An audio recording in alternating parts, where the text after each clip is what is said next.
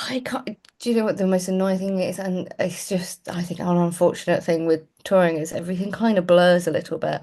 But I Hmm. do re vividly remember one night just getting in the van and going, "This is going to be so easy." I just remember sitting down and being like, "This is the easiest editing I'm going to have for the entire tour."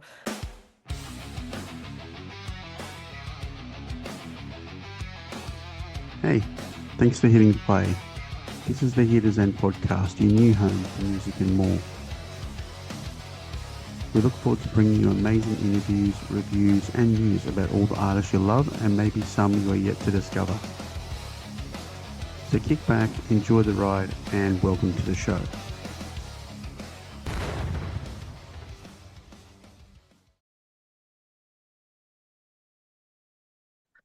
Hi.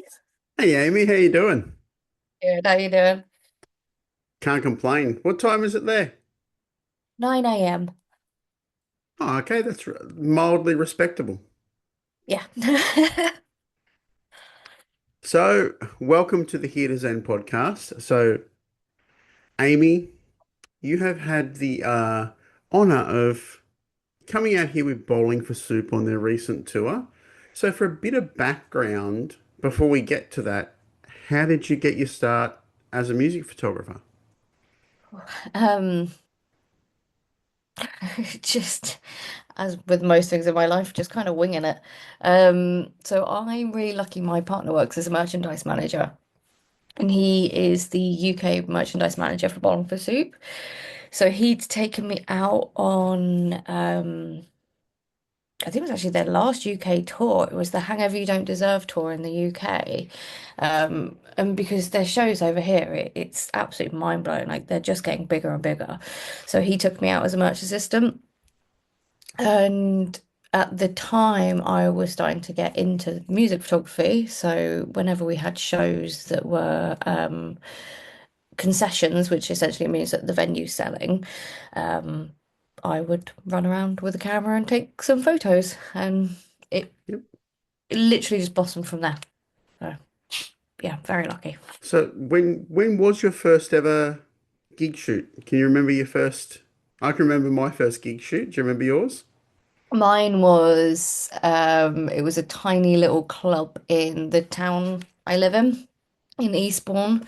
And it was a local band from Hastings. Yeah, and I'll never forget it. I'll never forget just being so scared to actually take the photos and like kind of having to take that step forward in front of people to take photos was just really, it was the hardest thing ever. No, that's okay. And was that a pit show or were you just in with the punters, like wandering Just around? literally that, just in with the punters. There was no pit. It was, yeah, we're talking like 100 cap venue. Like it wasn't even really a venue. Yeah, it was a mad. What with shows like that, a lot of people don't understand. We're quite lucky to get to stand where we do in the pit. So we actually shared the pit in Brisbane here. So um, for you, when you walk into your photo pits for the first time, what's kind of your go-to? What do you like to do once you get in there? We all sort of have a routine. Right. I mean, so I will always, before that, I will have walked the entire venue at least twice. The first thing I do, and especially when, obviously possibly different when I'm just shooting a show, but when I'm working on a tour, I will always make sure I know that venue as well as I can to make sure I know exactly how to get everywhere. So I think the first thing I do when I'm touring and stepping into that pit is I'm generally just trying to assess the situation. Because sometimes you walk in there and it's just like, this is a lot. There are a lot of people in here. So sometimes I'll just duck out and I'll be like, right, no, I'm gonna go get my wide shots and leave these guys to do their thing in the pit because I'm like, I get to shoot the whole show. Like I Yeah. get to be in the pit after 3 songs. Like I'm gonna get out of your way. So in all honesty, it's kind of for me a lot of the time it's that, and then it's just I don't know if you just kind of like just take a load of photos and make sure everything's working okay. Yeah, yeah. Oh, look, if I'm doing a whole show, I generally don't walk in after first three as well. I'll depending on, my relationship with the band. If it's one that I'm like for you, but bowling for soup, or for me to be someone like Slash, I will wander in maybe song 6 or 7 and just casually wander the pit, taking little photos here and there. So, when you were out here, was there a particular venue that you found for you had the best lighting and vibe for a photographer? Because what people don't realize is there's three kinds of lighting. There's the lighting for the crowd, there's the lighting for the photographer, and the lighting for the band. Yes, it is. No one understands our struggle. We'll always complain about it. Always. So, Everyone will just call it divas. yep. So what Um, for you, what was the one venue where you were like, hey, like this one worked really well? I can't. Do you know what the most annoying thing is? And it's just, I think, an unfortunate thing with touring is everything kind of blurs a little bit. But I Hmm. do re vividly remember one night just getting in the van and going, "This is going to be so easy." I just remember sitting down and being like, "This is the easiest editing I'm going to have for the entire tour." And annoyingly, I can't tell you which venue that was, but it was a good feeling. But I think genuinely my favorite venue was Melbourne. It Yep. was it was just this really cool old theatre. Um, and that was stunning and the lighting there was great. The crowd was great. The venue itself was just so striking and they let me go up. There was this tiny little balcony up the top again, because obviously I was like Yep. I'd spotted it when I'd gone in early. And it was so there was it was the weirdest place. There was another theatre inside up the top. Um, and I spoke to security, and the security, arguably hands down across the entirety of Australia, best security I've ever met in my entire life. They were like, I said to them about this balcony and asked about access, and they're like, well, we don't really let people go up there. And I said it was just to take a few photos, and they're like, oh, well, I'm sure we could probably just open that up for you. And they opened it up, and it was like the projection room. Wow. Yeah, so I got to walk through this like projection room, and I was like, this is amazing. They're like, no time, Amy, you're working. Yep. But yeah, so yeah, Yeah. side note, Melbourne was incredible. I bet. And, for people that don't know, up here in Brisbane, you shot at the Tivoli, which is also an old converted theatre, which has got very high ceilings. And we're very spoilt with that venue because I don't think well, I've been in Brisbane almost 20 years, but shooting for 30. So, um, I think Brisbane, we're very spoilt for that venue. Yeah, no, Now, that was I believe there was an onstage incident at one of the shows involving a drum riser. Care to great. elaborate? Just wasn't really paying attention to where my foot was going. I was too busy looking through a camera and just, yeah. Off the Fortunately, back? no, I stepped forward off of it. So it wasn't too bad because I then landed on it, if that makes sense. So I just kind of ended up sat down on it, if that makes sense. Yeah, yeah. Yeah. Yes, unfortunate. It was just, yeah, it was very unfortunate and embarrassing. And I think I was mostly mortified because this happened during Turbulence, which is like a very emotional song. Yep. Um, and I like, it's one of those ones you see the crowd get really sort of very emotionally like into it. And I was just like, oh God, of all songs, it had to Hmm. be that one. But yeah, it was one of those, checked everything was fine. There's a dent in my flash, but everything else seems to be Oh, in perfect. working order. Bit of a battle scar. Doesn't matter. Yeah. Yeah. I don't care. Is that, I mean, you probably understand you don't really care about yourself. You're like, oh God, the cameras. Not, yeah.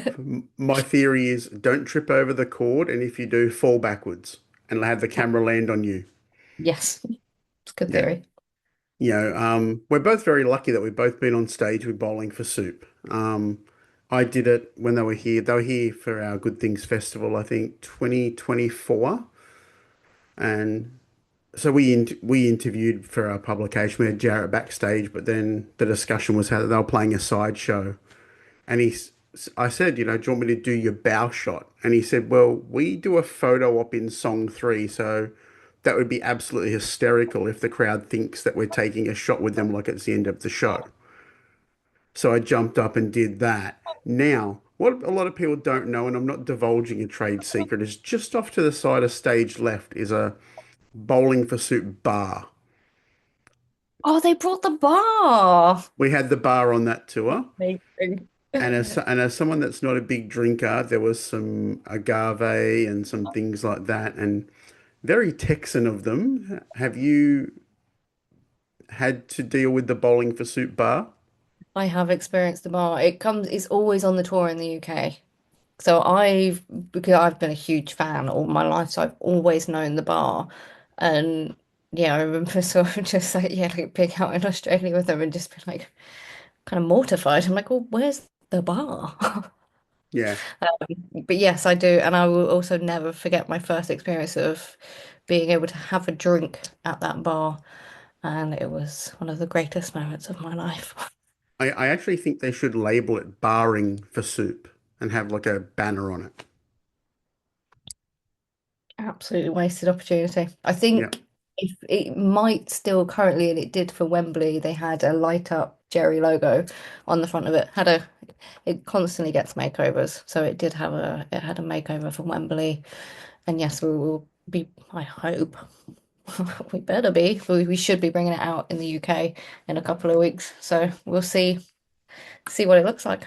what has been your wildest experience in the pit so far? Has there ever been a time where you've been like, get me out of here? I've been very fortunate.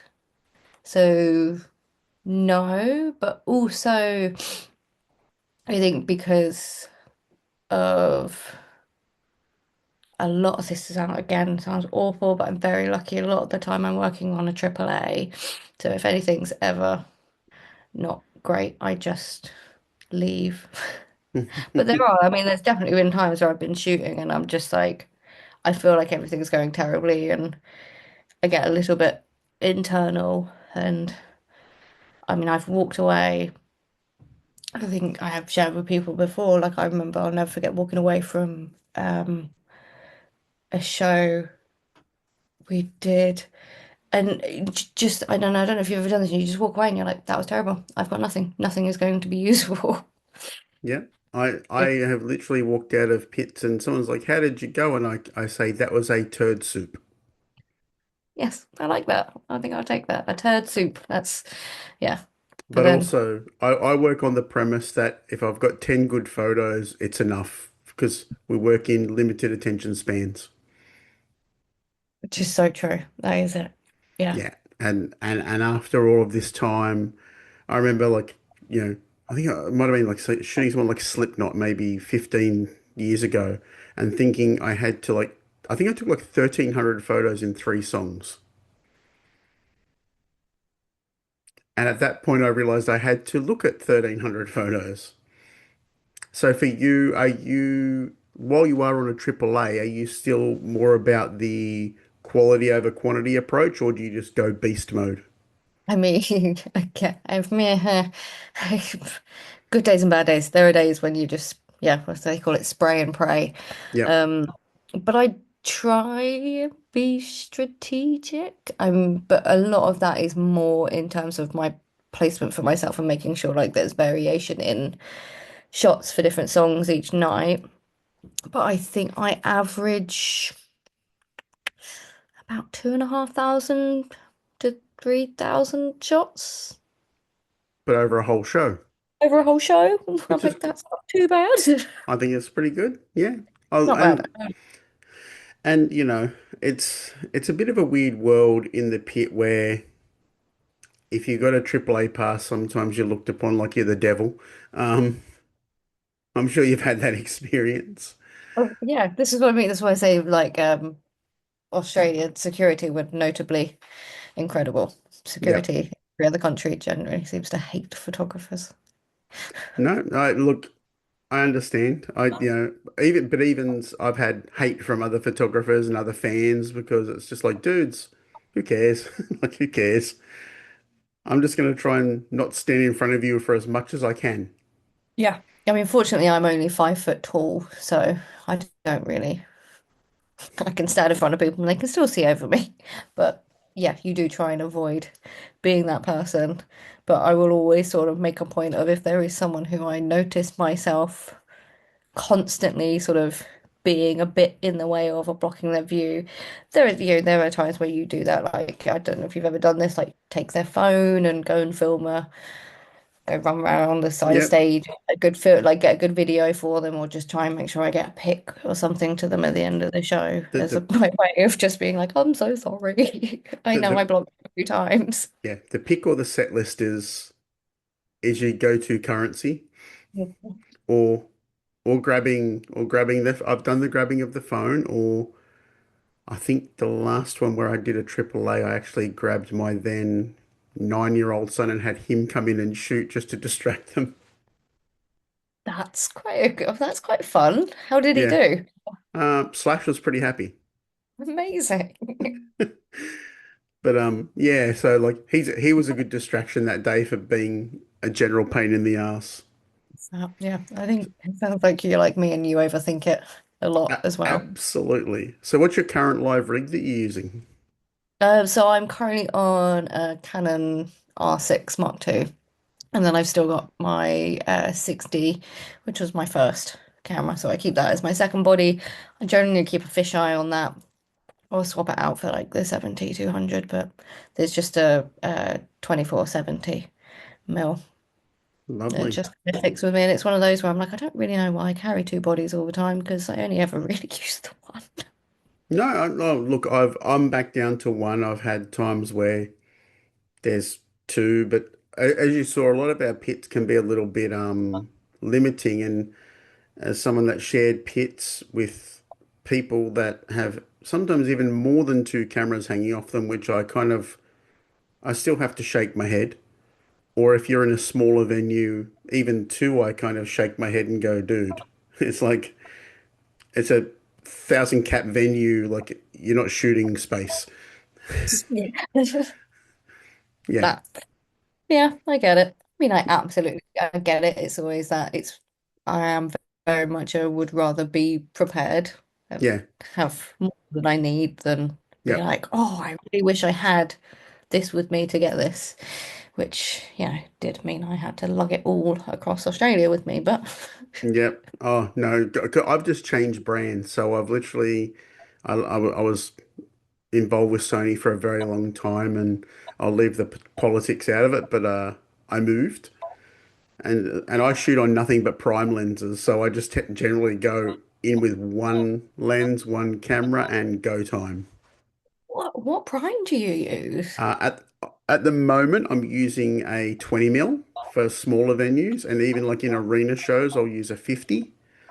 Blimey. So some of I'm my favorite photos have been like even like when I mentioned shooting Slipknot, I shot that on a 50 mil prime.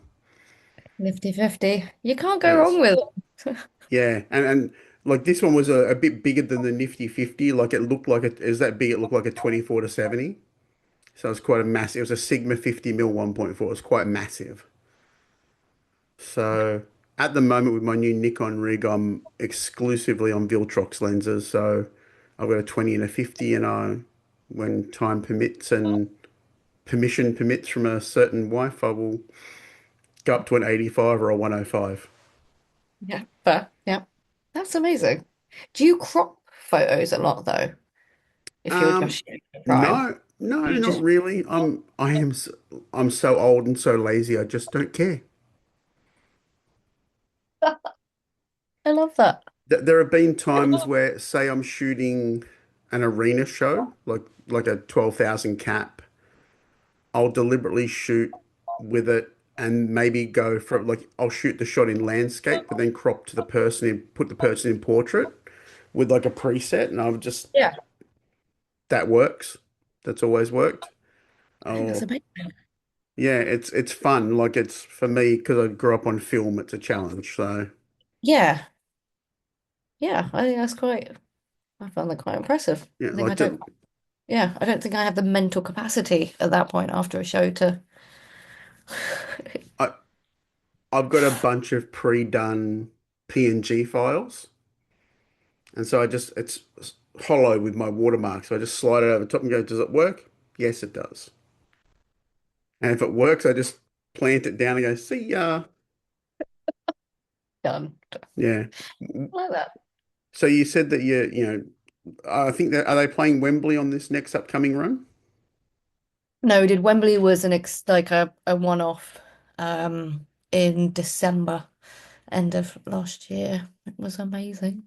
But we're not, so we've got a predominantly outdoors summer tour, which is really making me laugh because it's in a couple of weeks and it's currently raining.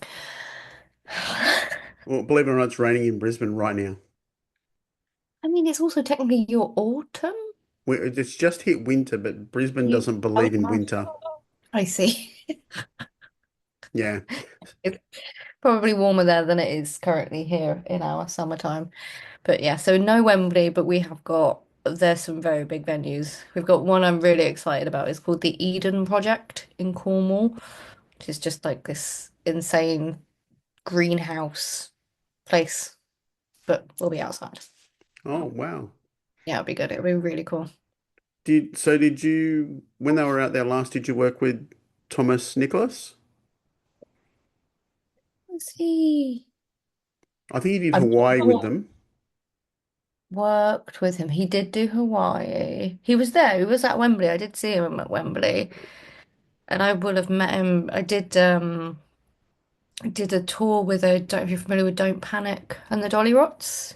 No. So Don't Panic is, so Ted, the singer of Don't Panic is Rob's brother, Ted. Yep. They did a tour in the UK with a band called the Dolly Rots, who are really good friends with Bowl of Soup. Kelly that has done an album, I believe, with Jarrett actually. So I did a tour with them in the UK last year. But and Thomas came out on a couple of those shows. So I've met him and he is a character. Good way to put it.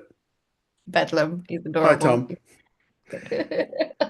Besides, you've been lucky enough to do a lot of exclusive stuff for Bowling for Soup. Is there any artist that's on your wish list though? I think there's always going to be artists on everyone's wish list, aren't there? Do you know what I'd really like to shoot Youngblood? And I kind of hate myself for saying it out loud. No, because I did 2 nights with him in Brisbane. We were hooked up through management. Both my wife and I shot together in the pit both nights. Wow.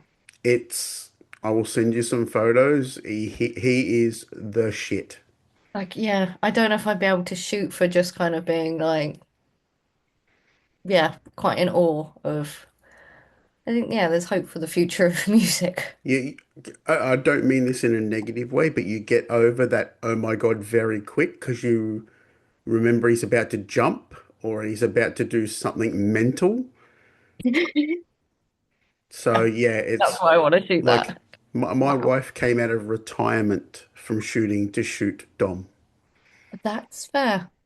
Yeah, that's absolutely That's fair. exactly how she felt about it too. Wow. So yeah, Yeah. if you've got to get the opportunity. Wow. Okay, fair. Yeah. Yeah, no, he is a photographer's dream. Hmm. Now, I've got to ask, in your time shooting bands, how do you feel about the bands that literally act like they don't want their photo taken? Like, do you ever sit there like I do and go, dudes, it's free publicity, just look in the lens? I mean, yes and no, but I'm like, it's down to them. Like, if that's what you want, then that's what you want. Then I'm kind of like, I'm how do I put this? I'm stubborn. Hmm. So anything like that, it's like, well, that's challenge accepted. Like, I will take that, and you know, there's no point in me getting annoyed or angry or like kind of spiteful because at the end of the day, I'm like, I want my work to be good. So Yep. I like it. It kind of makes you think on your feet a little bit and flip how you might normally take a It's, photo. yep. I kind of go like, okay, you don't want me to take your photo, so I'm going to pretend I don't look at you. And then when you're least expecting it, I will take your photo. Yeah, I mean, I do have an ongoing battle with Rob, who has admitted himself that he takes quite a lot of joy from basically trying to ruin my photos. Is Yeah. Yeah, he's So yeah, the number of times I've turned around and he just sort of stops and just stands expressionless. for me, what have I got of him? I've got him trying to pick his nose, Yes, yep. try and grab Jared's junk through his legs, Yes, that's a particular favorite. play bass through Jarrett's legs, Yep, yep. and kiss Jarrett. I've got Rob. What else have I got Rob doing? Trying to ruin my photo. Again, yes, yep, yep, Um, my favorite one is Jarrett. As you know from the show, when they're like, make a friend with someone you don't know. yep. Even though we've worked together and met a bunch of times, he decided I was the someone that he didn't know and chased my camera waving at it for about 10 seconds until he realized he should actually be playing the song. It is. They're so much fun to shoot, and there are times where I'm like, I do genuinely have to catch myself because I'm too busy laughing. I'm like, oh no, I should probably actually take a photo of this. What's your favorite crowd photo you've got? Like one of the punters? Is there one that stands out? Oh, there is definitely one that stands out. There is, and yeah, there is, and the guys all found it absolutely hysterical. And it's almost a bit mean, but there was a guy, it's a beautiful, it was outdoors, really lovely, like just a nice crowd shot, and just perfectly there in one corner. And I didn't notice it at the same time of taking the photo. It was a guy at the front on the barrier, just leaning on the barrier.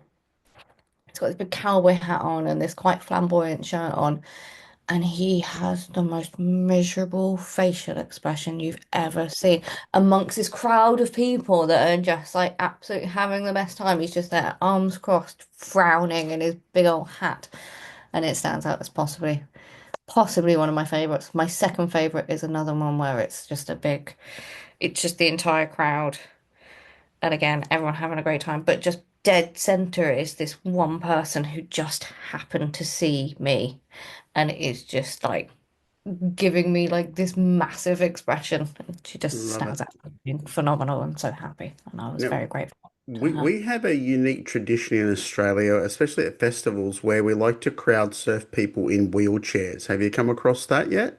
I have seen this, not in person, but I've seen this on the wonder of the internet. Yep. No.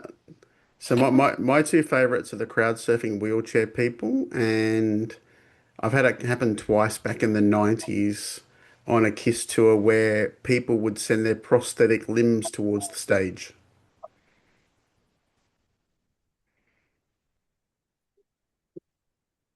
to be autographed. Okay. And How they do they? I got back to them. I suppose yeah, you would probably know who that belongs to, really, wouldn't you? Very obvious. So what's the rest of your 2026 looking like beyond Bowling for Soup? Have you got any other shows, tours that you want to do? Ooh, nothing in the books. I've got again, so Don't Panic are coming over, so I'm gonna go and see them. That's at the end of this July tour. They've got the Vandaliers are coming over as well. I absolutely can't wait to see them again. Um, Honestly, I've not really, really terrible planned much ahead. I'm really bad at planning and actioning my life, and then I'll just see something and be like, oh, I should look into that or shoot that. But at the moment, yeah, we've got the UK tour coming up, which is going to be huge. So just getting ready for that. And then at the moment, I feel where we are currently applying for my US visa. So it's just very heavy focus on that at the Yep, moment. And I'm putting a lot of time into things like there's the Abbey Road Music Photographers Awards is yep. opened up. So again, at the moment, I'm just like channeling a lot of focus into putting my entries together for that really. So it's a lot of stuff sat behind a laptop screen at the moment, so I really should get myself out there and go and shoot and do some fun stuff, but that's kind Awesome. of where I'm at the moment. Now, if someone came up to you and told you they wanted to shoot gigs, what would be your three do's and what would be your three don'ts? I mean, my do is just, yeah, just do it. Like, Yep, go, fun. Um, and it's always that. It's always just get yourself to a club. Anything like get yourself, find your local bands, find your local music scene, get involved with that. Find a publication. Always, just that's the way it is now. yep, And just put yourself out there. I think that was always my biggest thing. It took me so long to even like start posting anything on Instagram because I was like, well, it's not good enough and like it's embarrassing. And so it's very much that. Put yep, yourself out there. Like, don't be afraid of it. And then, yeah, the don'ts are all basically like, yeah, it's your pit etiquette, really, isn't it? Like, which again is, sorry, someone's messaging me. I do apologize. That's probably pinging through your end.